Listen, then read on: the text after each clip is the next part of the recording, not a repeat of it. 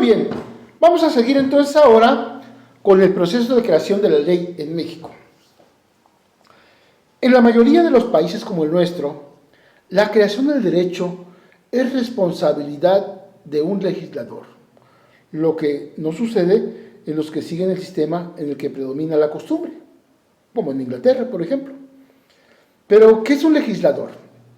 Bueno, pues un legislador es la persona que constitucionalmente, es decir, que está autorizada por nuestra Constitución y se encuentra facultada para crear o modificar la ley.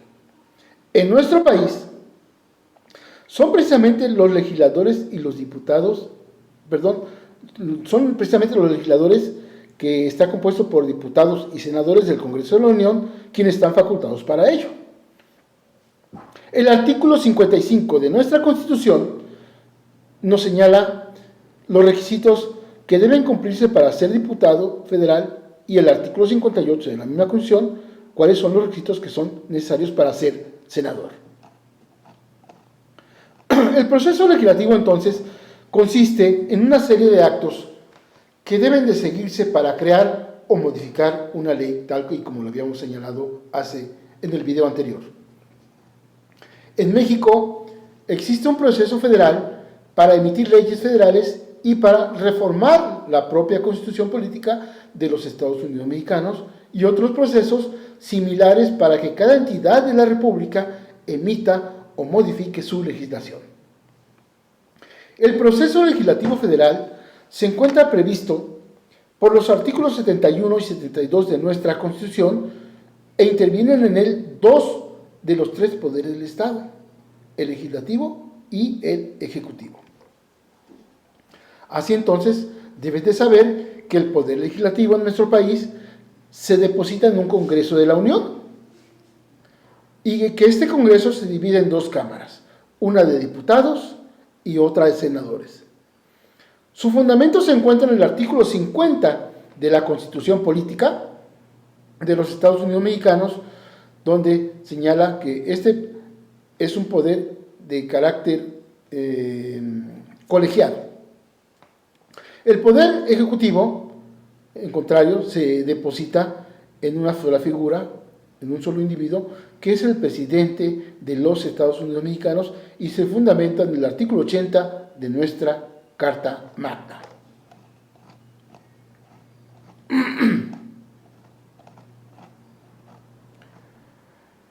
El proceso legislativo en nuestro país, es decir, los pasos que son necesarios, está dividido en 7 etapas, las cuales vamos a tratar de que tú comprendas a continuación. La primera consiste en la presentación de la iniciativa, que es la primera de ellas.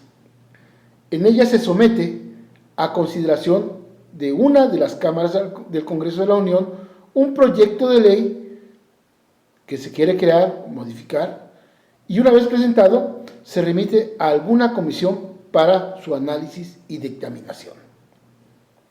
El artículo 71 de nuestro país establece que el derecho de iniciar leyes compete al presidente de la República, a los diputados y senadores y a las legislaturas de los estados.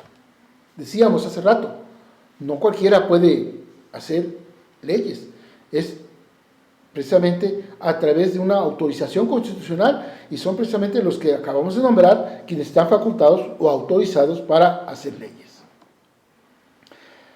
Por otro lado, habría que aclarar qué son las comisiones. Y las comisiones son órganos especializados constituidos por el Poder Legislativo. ¿Para qué? Por medio de los dictámenes, informes, opiniones o resoluciones que elaboran, se cumplan las atribuciones constitucionales que tiene ese poder. Existe, por ejemplo, una comisión por materia, de educación, de salud, de seguridad, en fin, muchas.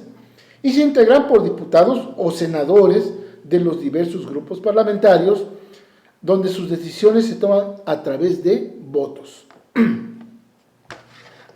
La segunda de las etapas es la de discusión. Antes de pasar a la segunda, hay que saber que La cámara que emite la iniciativa se conoce como cámara de origen y la que recibe es la de discusión, ¿sí?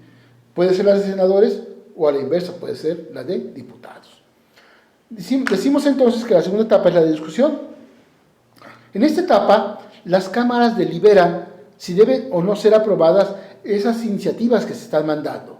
Esas iniciativas presentadas en la fase previa que se presentan. En el primer párrafo del artículo 72 de la Constitución, se establece que todo proyecto de ley o decreto cuya resolución no sea exclusiva de alguna de las cámaras, se discutirá sucesivamente en ambas. La creación de leyes o decretos puede entonces comenzar indistintamente en cualquiera de las dos cámaras, como lo habíamos señalado hace un momento, con excepción de los proyectos que traten sobre empréstitos, que son créditos a favor del gobierno provenientes del extranjero, contribuciones o impuestos y reclutamiento de tropas, los cuales se discuten primero en la Cámara de Diputados. La Cámara, insistimos, en donde se presenta un proyecto de ley, se llama la Cámara de Origen y la otra se le denomina Cámara Revisora. La tercera etapa es la aprobación y consiste en la aceptación de un proyecto de ley por las cámaras, es decir, por ambas cámaras. La aprobación puede ser total o parcial según se discute y se apruebe a través de los votos.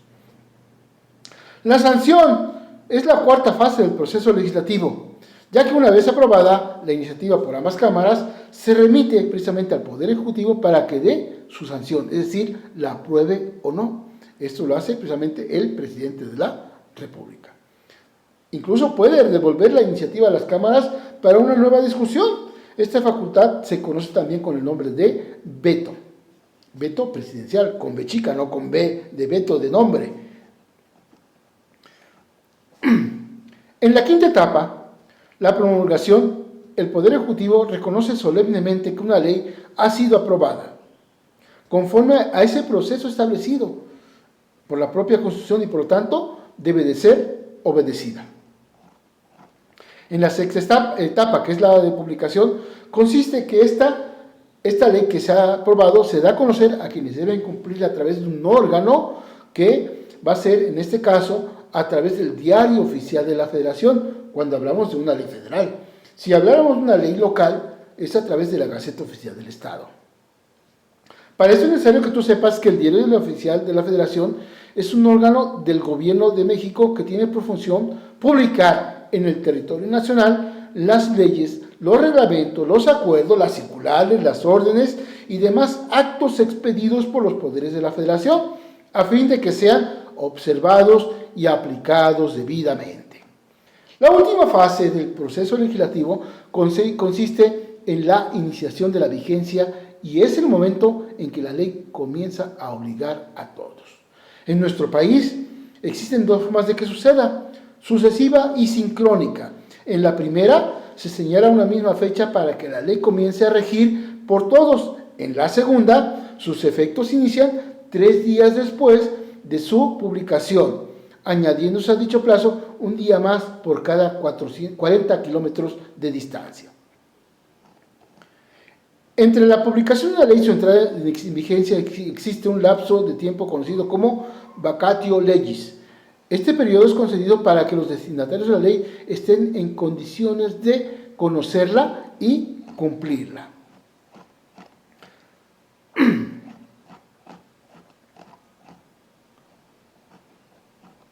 Bien, bueno, pues esto te habrá servido precisamente para que te des cuenta de que la ley procede de un procedimiento deliberativo, público y transparente, en el que intervienen 2 de los 3 poderes del Estado. Esto significa que las autoridades que se han elegido para que los representemos y que cuentan con la facultad para ello, deben seguir estrictamente una serie de pasos para crear el derecho. Lo que es muy importante, porque te da la certeza jurídica de que estas normas que tú vas a cumplir son emitidas de manera no arbitraria por autoridades no facultadas. como decíamos al principio, no cualquiera puede hacer leyes. Tiene que ser precisamente quien esté facultado y autorizado por la Constitución para llevar a cabo la creación o modificación de las leyes. Bien, entonces vamos a tratar de reflexionar sobre lo aprendido. Es necesario entonces que realices las actividades que se te van a proponer a través de los diversos formatos que se te harán llegar por el WhatsApp o bien por el correo electrónico. Muchas gracias por tu atención y estaremos pendientes de tus comentarios y observaciones.